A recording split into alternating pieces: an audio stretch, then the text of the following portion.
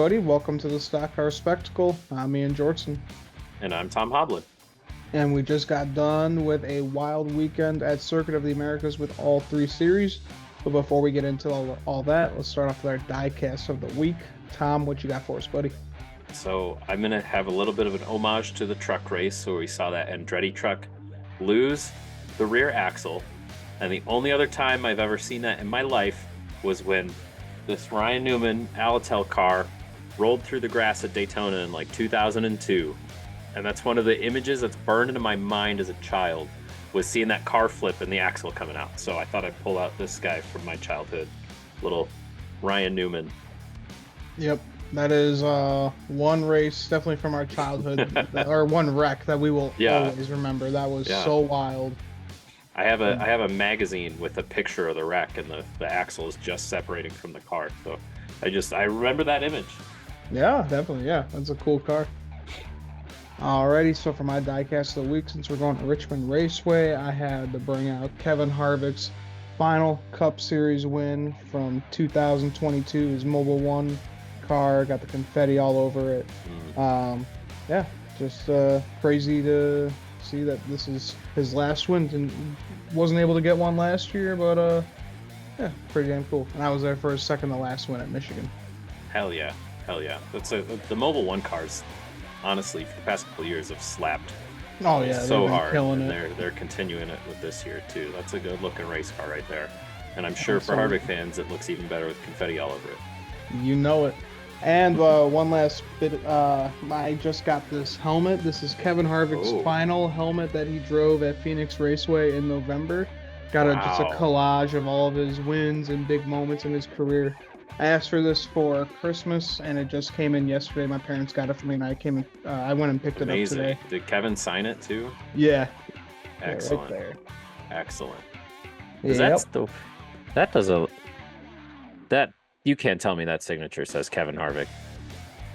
Yeah, my brain is. His signature I don't know, is very weird. I don't. Oh, okay. I see. It's just KH.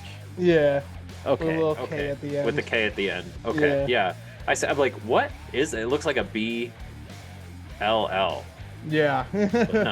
No, that's a really. Used to sign the closer as well, like on his like helmets. I have another helmet that's signed where he wrote the closer. A little disappointed he didn't do it there, and I think he knew he wasn't the closer last year. No, that's an excellent piece too. That's something I really want to get, is a Kyle helmet replica of some kind. Oh yeah, the replica helmets. You gotta get them. As you guys can probably tell from me pulling out random weird diecasts from my childhood, I don't spend a lot of money on. I can't bring myself to spend a lot of money on this stuff, so I'll work on it. I'll expand the collection. We'll look for a helmet. How about it? It's an expensive hobby, just NASCAR collecting. yeah, for sure. Alrighty, so a little bit of news. It was announced that DoorDash is leaving 23XI Racing. That's one of their big sponsors, but honestly, I'm not too surprised. We didn't see a whole lot of DoorDash last season, and I think people are kind of realizing that DoorDash is just a waste of money, paying $20 extra for delivery and all that. So I'm sure they're losing a bunch of money and not getting the support that they need. So yeah, they backed out. I mean, I've never been a user of delivery services.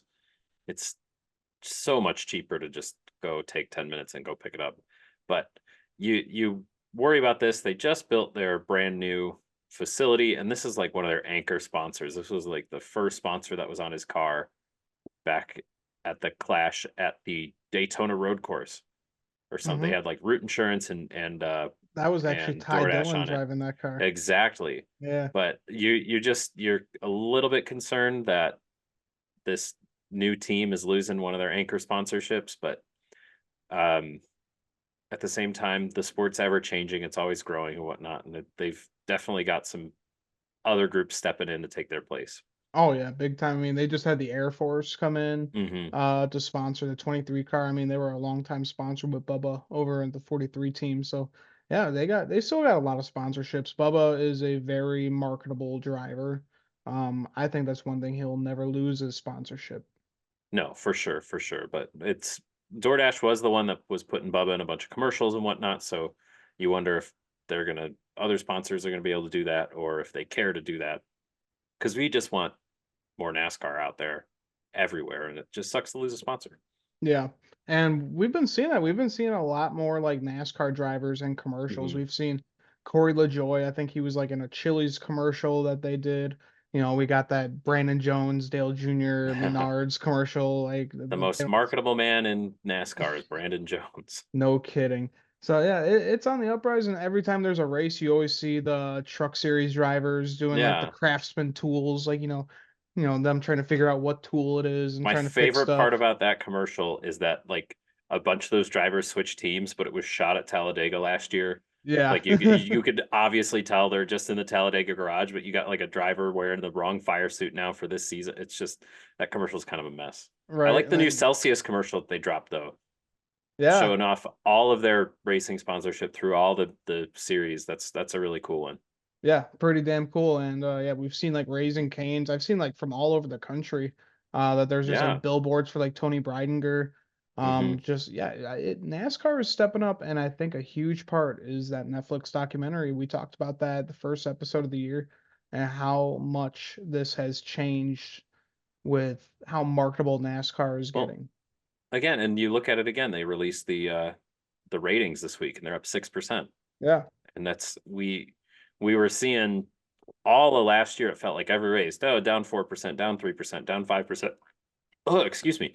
But this year it's up X%. I mean, the Daytona 500 rained out. Can't do much about that. But the last few weeks, they've been up every time and not by small numbers. It's not like 1 or 2%. 5, 6, 10% each week. yeah, it's absolutely amazing to see. So yeah, hopefully it keeps up throughout the season. I mean, we've had a stinker kind of a Phoenix race. Hmm. Bristol was amazing, so I'm sure that kind of kept people their eyes on locked on to NASCAR. So yeah, it's been an exciting season, and I hope people keep watching. All right, moving on. You were saying this before the show started, but Denny Hamlin's kind of hinting at moving over to his team at 2311 Racing and running for them. Yeah, Um, I believe his quote was that he can see that 2311 he knew that Joe Gibbs was always going to offer him a better ride than 2311 could offer him, but he's seeing that gap kind of shrink a little bit. And so, but the way he said it, it made it sound like he may not end his full-time driving career with Joe Gibbs, depending on how 2311 progresses. I'm sure the chartered market has a lot to do with that. Will we even have charters moving forward after this season? They are still figuring all that stuff out, but I guess if 2311 can still produce speed and I mean they're up there with the rest of the Toyotas, but I feel like Denny is that bridge. And if Denny's not driving for Joe Gibbs, does 2311 perform as well? I don't know. But does 2311 get to a point where they're as competitive as Joe Gibbs with the right drivers? Possibly. And Denny wanting to go drive it and maybe try to win a championship for himself before he hangs it up completely will be an interesting one to watch. But I guess we won't find that out for another couple of years because of his Joe Gibbs contract. Yeah, we shall see what the future holds for Denny Hamlin. I see him eventually moving over to 2311 Racing. I mean, I it's definitely it's would his see team. him attempt to run the Daytona 500 a few years after he retires and run his Richmonds and his Darlingtons maybe just as one-offs just because he likes those tracks. But I don't know unless Joe Gibbs can't pull together a deal for him, kind of like Kyle Busch. I don't know if Denny does a full season with 2311. I'm still on the fence that Denny wants to retire from full time as a Joe Gibbs driver. He's always a Joe Gibbs driver. He loves that family.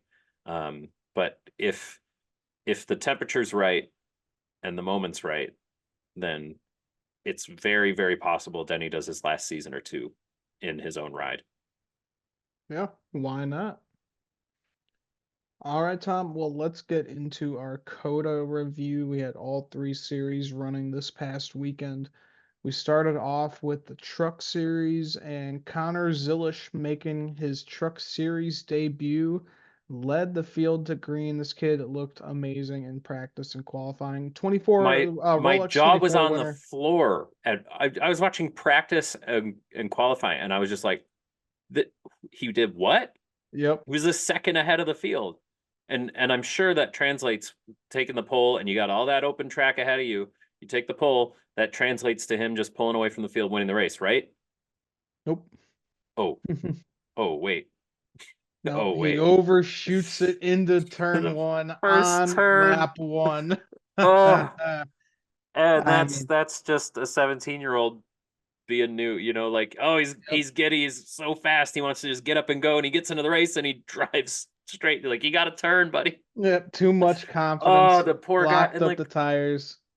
and he ground the control arm on the right front down or something when the tire went flat. So they spent all that time replacing it. He fights back, gets his lap back, and it was just like he just set himself up for failure from the beginning and whatnot. And the rest of the field caught up to him at the end, which we'll get to, just like lap time wise. But man, just all that hype and momentum he carried into the race, and it was gone in just like that. Yeah, Rolex 24 champion.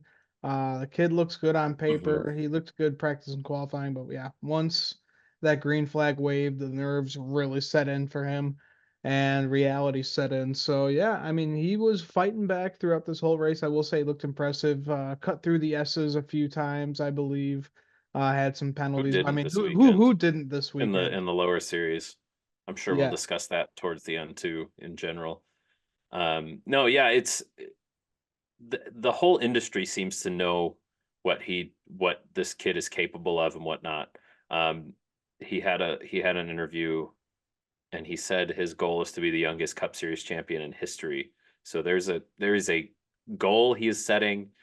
There's a ticking clock on that goal because the one thing you can't stop in this world is time. Um, but the fact that those are his ambitions and he's so locked into those, and he's already had so much success in his career outside of racing. You talk about this 17-year-old, he seems to come out of nowhere. It's like, you never hear about him, never hear about him, and then Watkins Glen last year. But people in the industry, I guess, have had their eyes on this guy for a long time. Kevin Harvick was racing or was helping Keelan race and kind of discovered this kid at the go-kart tracks. This kid was already out in Europe beating huge F1 prospects. Um, and like all the props in the world go to Justin Marks here for seeing this guy and seeing the opportunity. And yeah, it's going to take a little bit to develop him, and there's going to be growing pains, a la turn one at COTA. But this guy looks like he's going to be something special. Yeah. And Justin Marks got him locked down. He's a development driver for Trackhouse for Chevy. Yeah, totally agreed. I really hope that this kid doesn't flop in his career because I Mhm. see a lot of potential for him. It'll be fun to watch for sure. Hmm. For sure.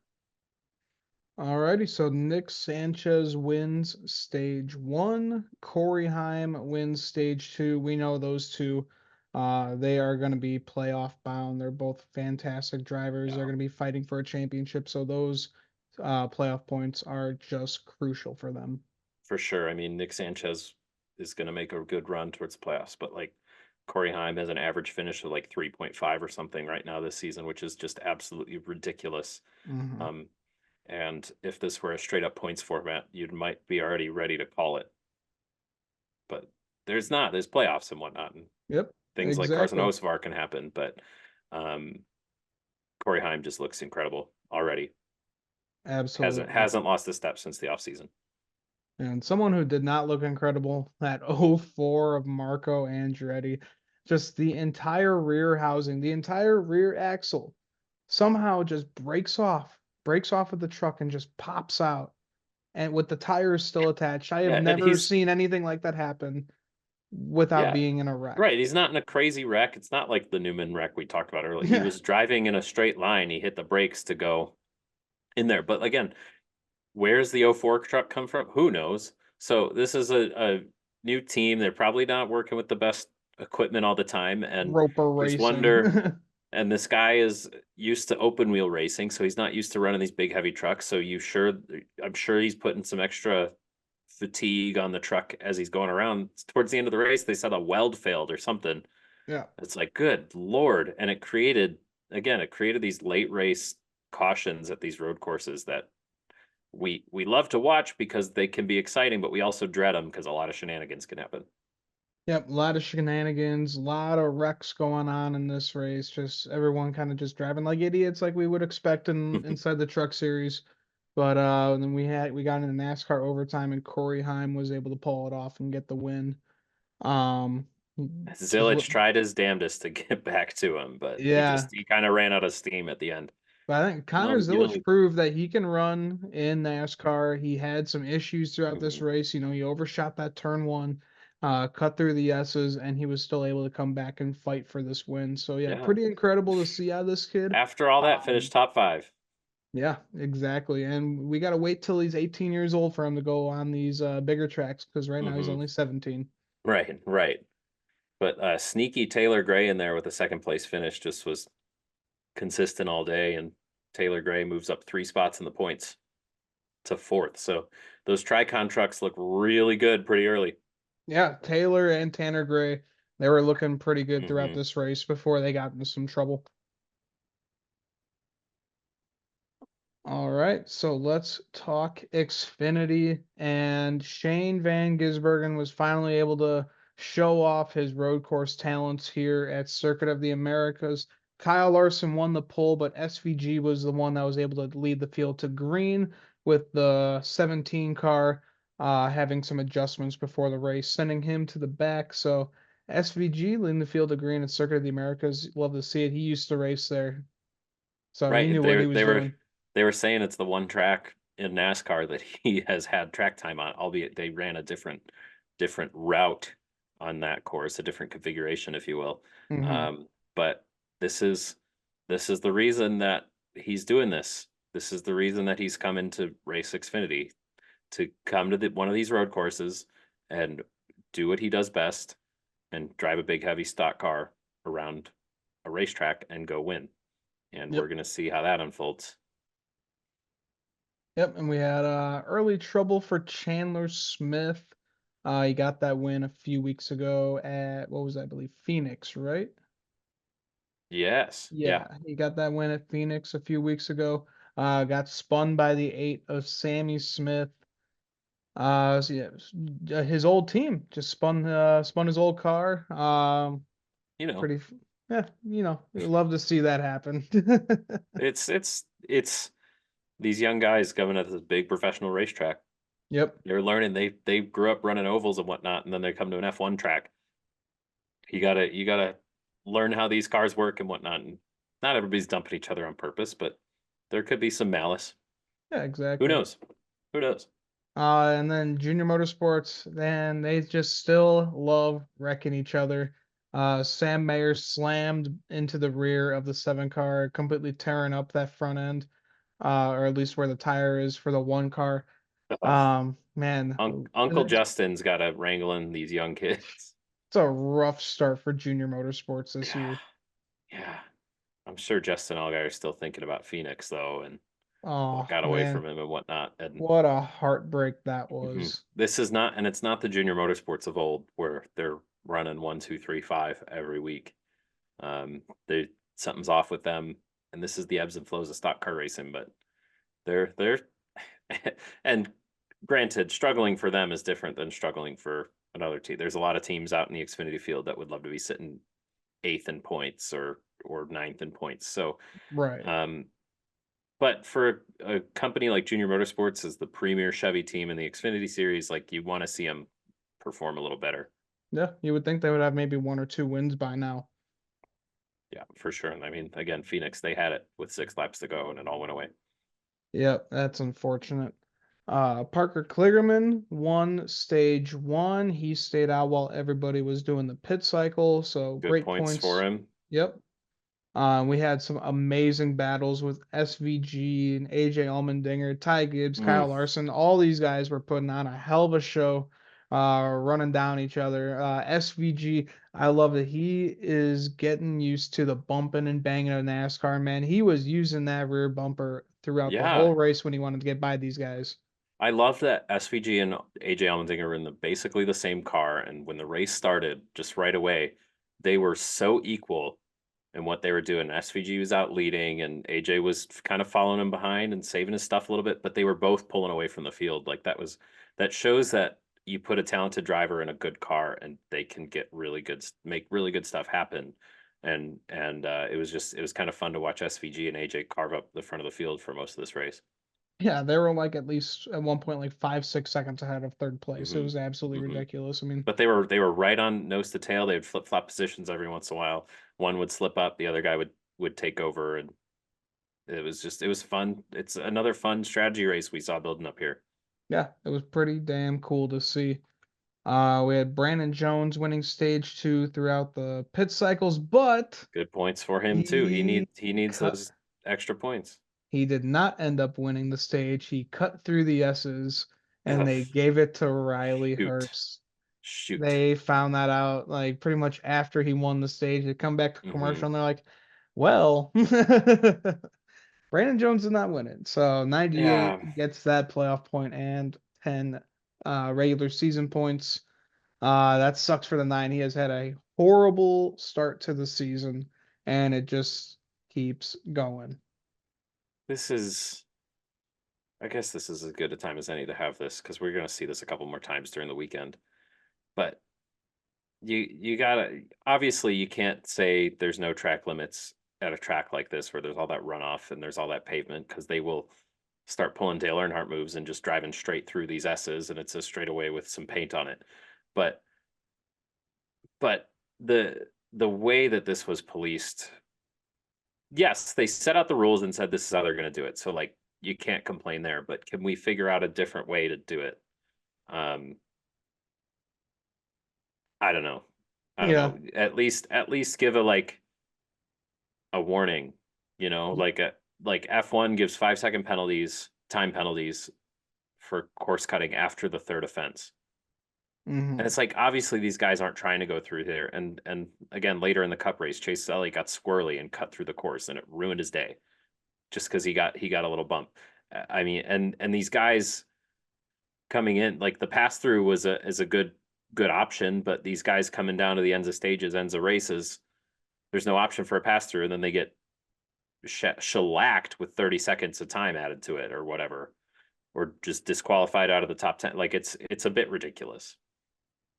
Yeah. I want to see like a 3 strikes and you're out, or on the third strike or something. You be like, hey, you cut the course, do it again, better not. And then the next time they do it was like, hey man, next time it's a pass through.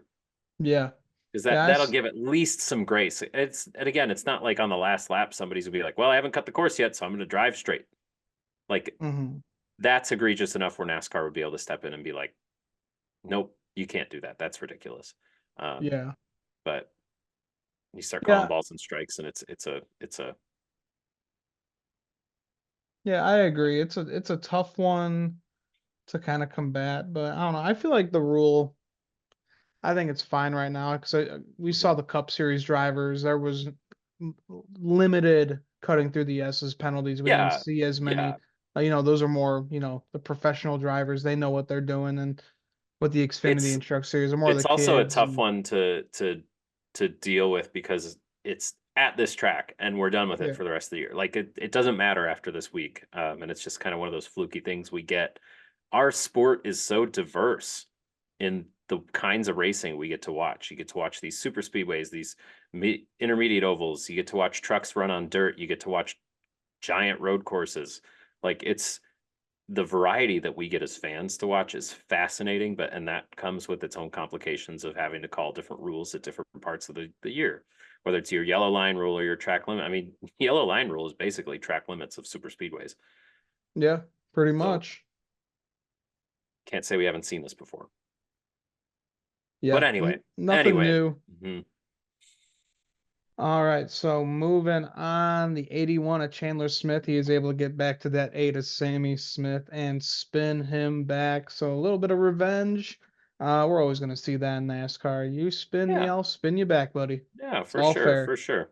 And especially you can get away with like at a road course. I mean, you're not going to throw a caution for somebody losing it, just get going and you carry on. So that's why we see the penalty for the victim here. So Right. so hard because they don't stop the race. They don't stack them back up and whatnot. Mm-hmm. All right, we got a caution with 4 to go. The 24 of Eddie Oh, Jones gets spun by oh, Weatherman. SVG was gone. He had such a huge lead. yeah. Heartbreak for New Zealand My as my they had to heart was stack him back broken. up. Yep. I I'm pulling for SVG so hard. I got to watch him show up and win at Chicago, and I just want to see him be successful. And I knew that he wasn't going to win the race if the caution came out. And I was heartbroken when I saw that car start pooping out a bunch of oil in the corner. It's like, can't they just leave him there and not through the caution? He's out of the way. He'll be fine.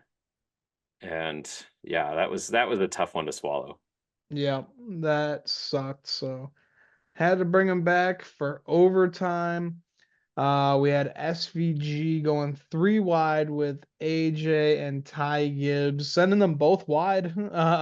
He used their doors and it worked out for him. And what was funny is when the next caution came out, Ty Gibbs went and retaliated against AJ Allmendinger, was bumping and Yeah, banging him.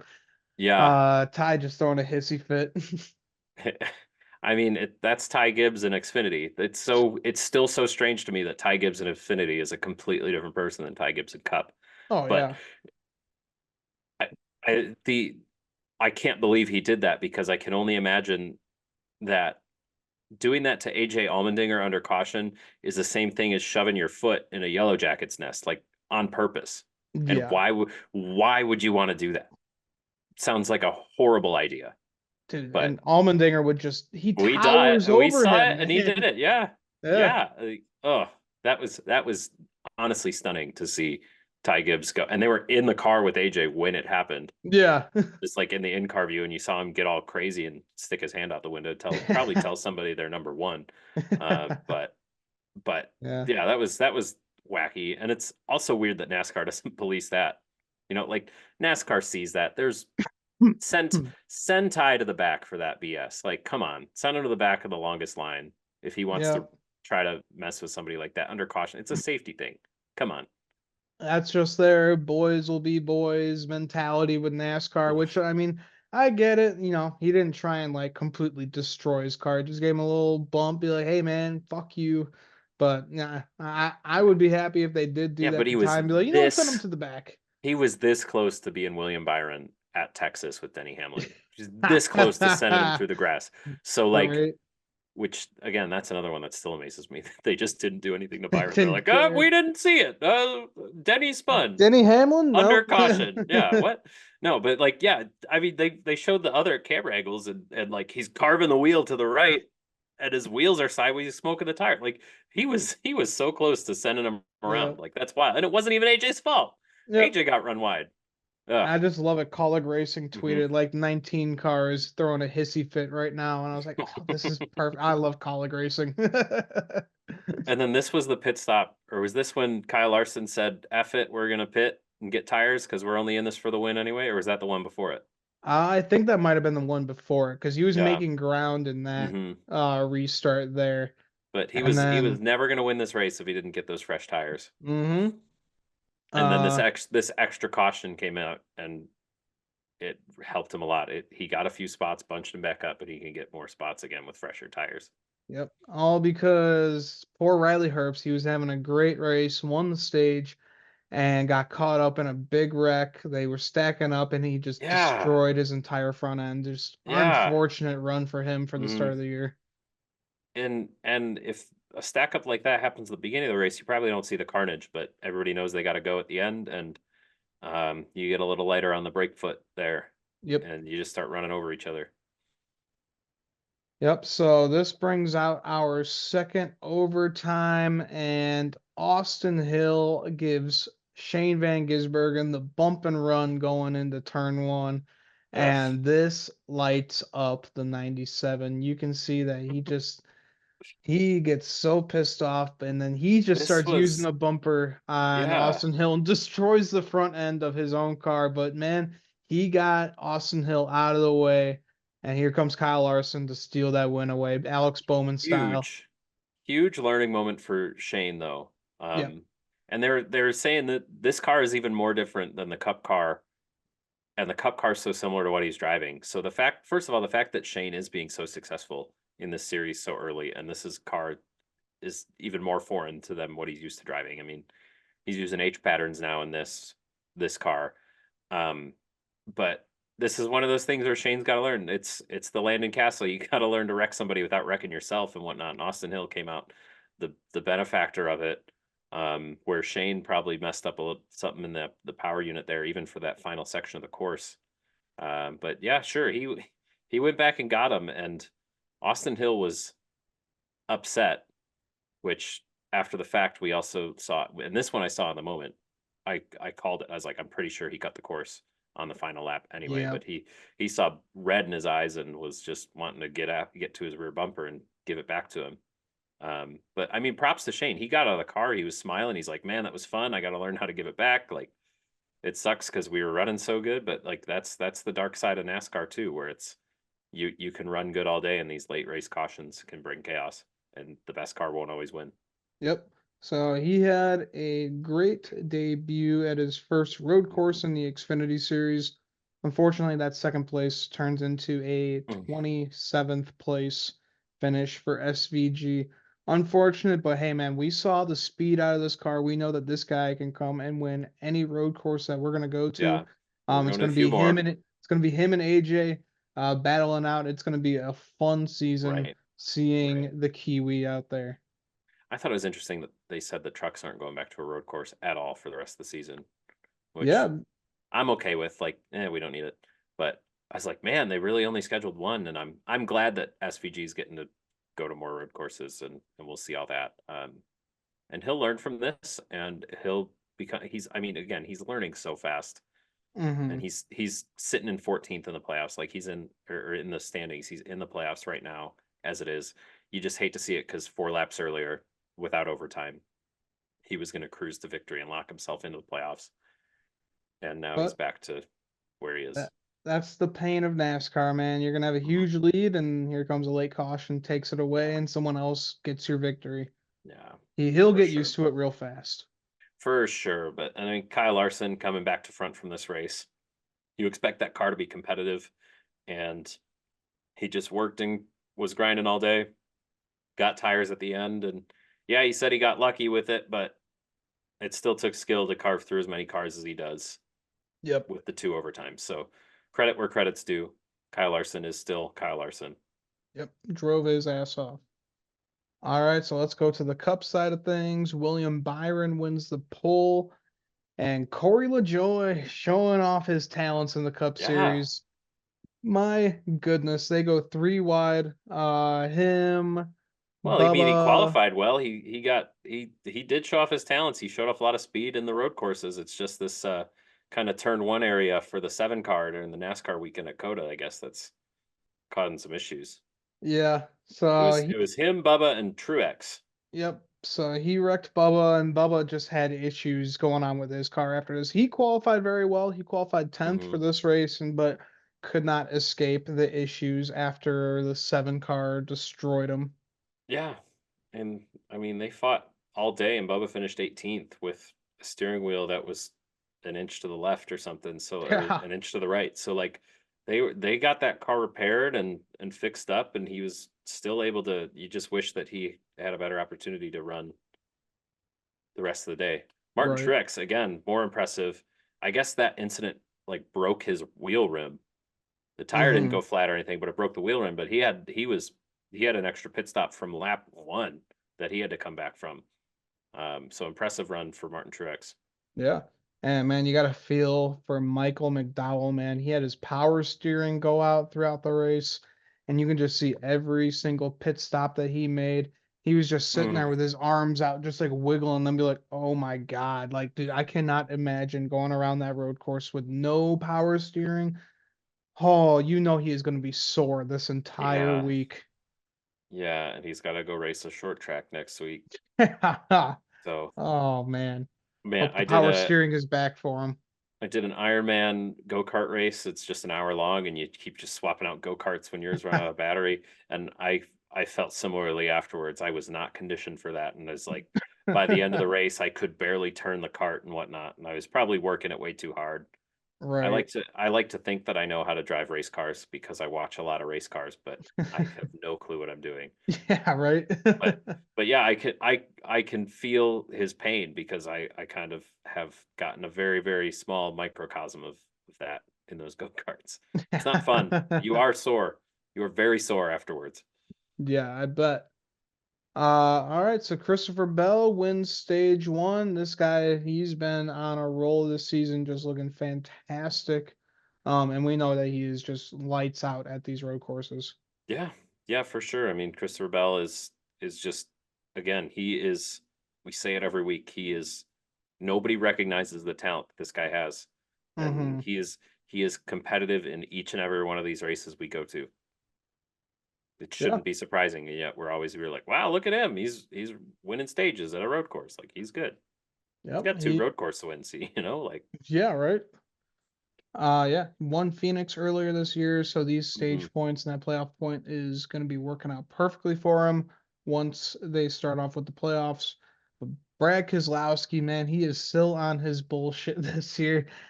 Spinning the 23 after he locks it up into one of the turns. He was just a menace throughout this race. He wrecked a few guys, wrecked himself. He was just all Yeah. over the place. My dad was not having a Brad had good a time watching day. this one.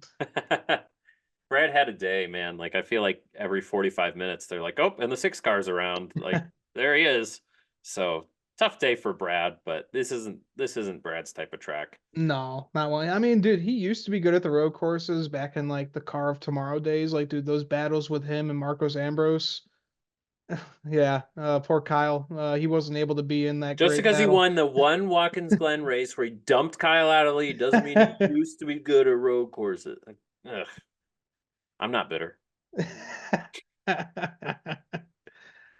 Okay. Anyway, sorry. All That's right, an old demon coming out of me here.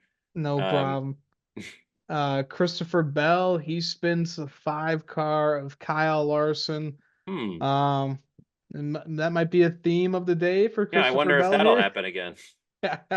He doesn't like anyone named Although Kyle. again, it's this one was the broadcast said it they weren't ready to jump on Christopher Bell at this one. They said Kyle Larson took a little bit of different line trying to get a good exit and maybe came down across his nose.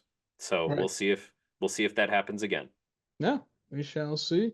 And then Stenhouse goes and spins Kamui Kobayashi once again.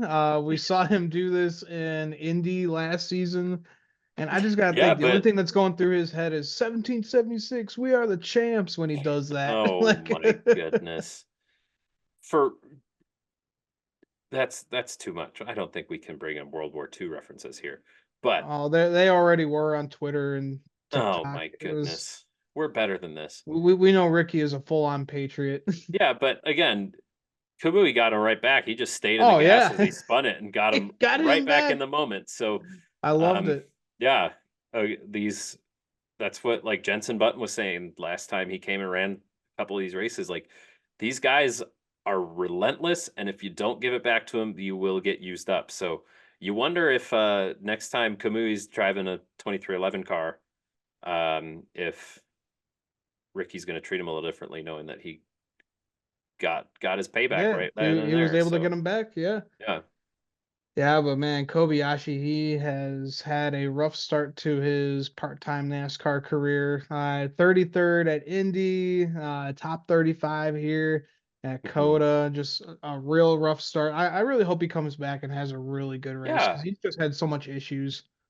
right. And Denny's saying that he's fast in the simulator, but there's a lot more different in real life than Yeah. in the simulator. So, and again, like all these other ringers, these really good drivers come and run these cars. Jordan Taylor, Jensen Button, Kamui Kobayashi, they all come in and sit in these cars. Kimi Räikkönen, Hmm. and they don't run well. And it just makes you realize how crazy everybody's saying at the end of the street race last year that, oh, should Cup Series drivers be embarrassed that this guy comes in and wins a race on their turf and whatnot? No, it just shows how special that win for Shane was in Chicago. Because again, even Shane, that doesn't translate to the Indy Road Course last year. He runs Right. top 10. It it doesn't really translate to Coda here. in the Cup race. I mean, he had some mechanical issues and whatnot going on, but it's not like he was lighting the world on fire like he was in Chicago. So I think Kamui Kobayashi running in the 30th place for a one-off start is par for the course for some of these guys. They don't know these cars. They're not used to these cars.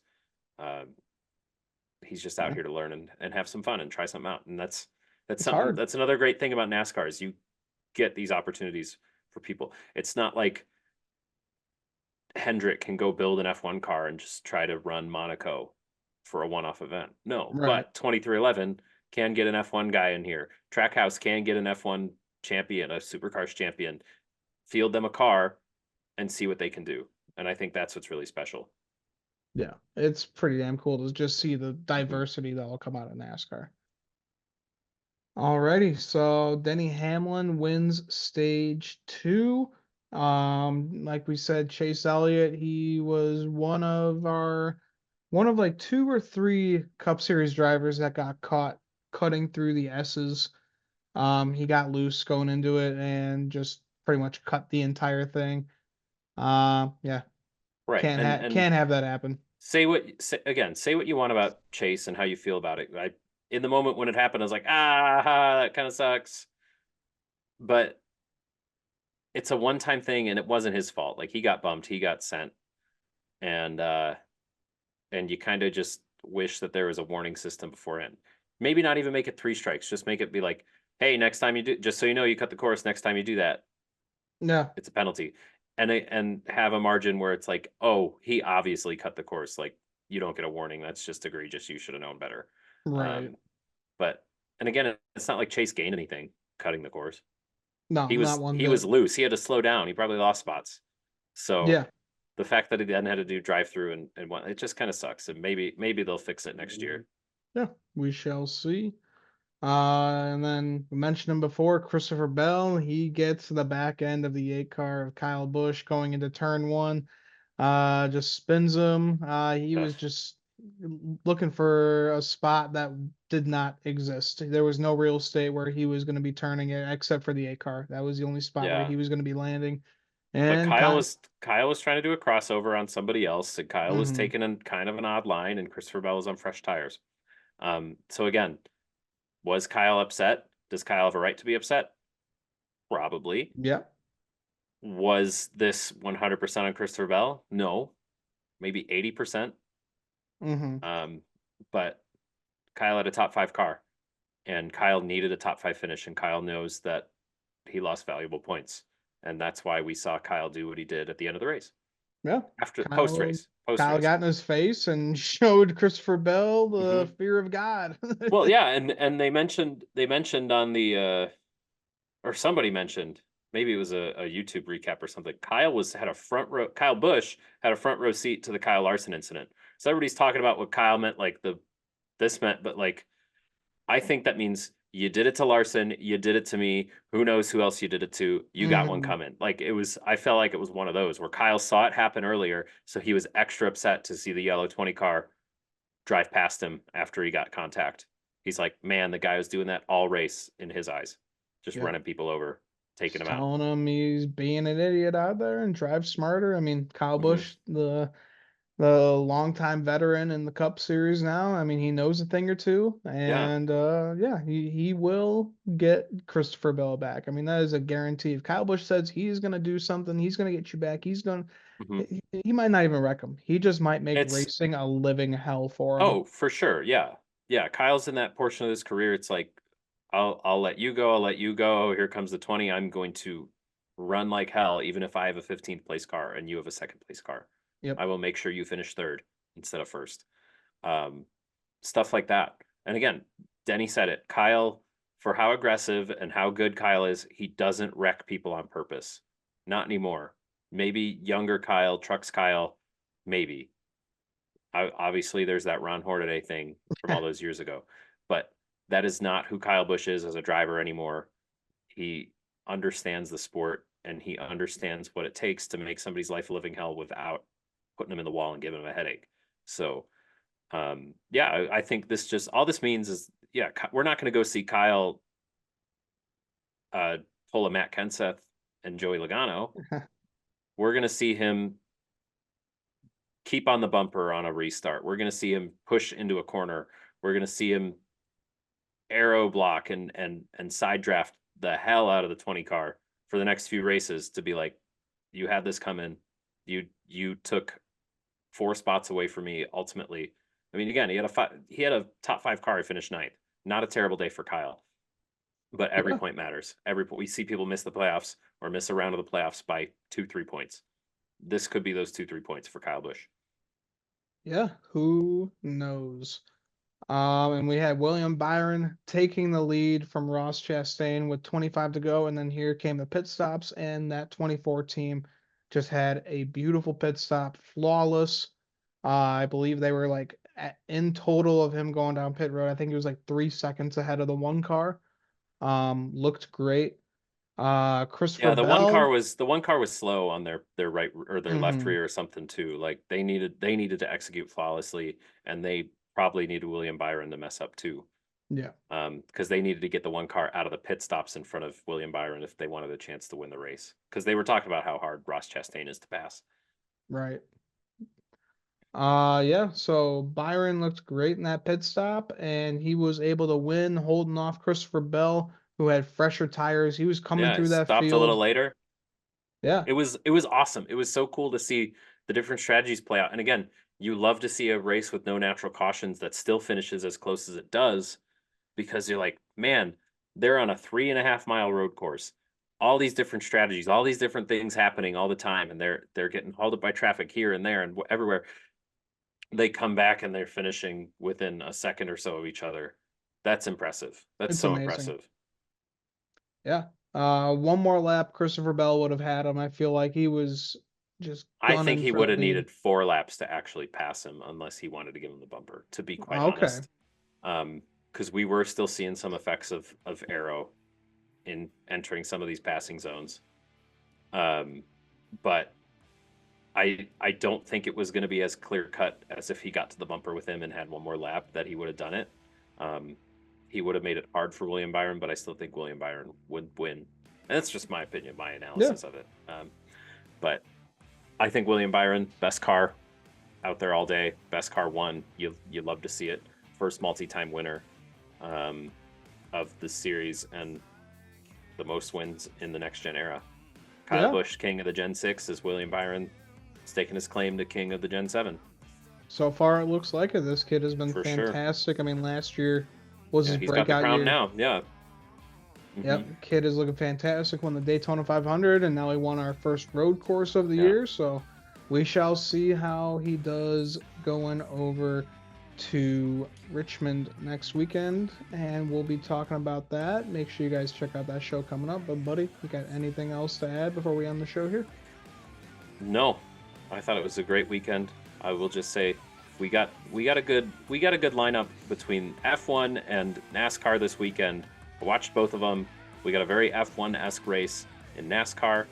Max Verstappen did not win the Australian Grand Prix, which was amazing, interesting to watch.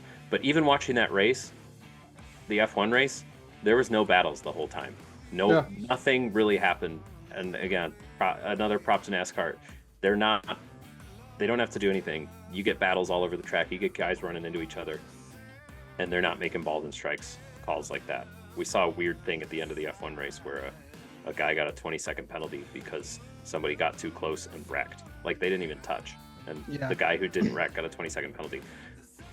Ridiculous. I don't want to see any of that. And we won't see any of that in NASCAR. And that's what's wonderful.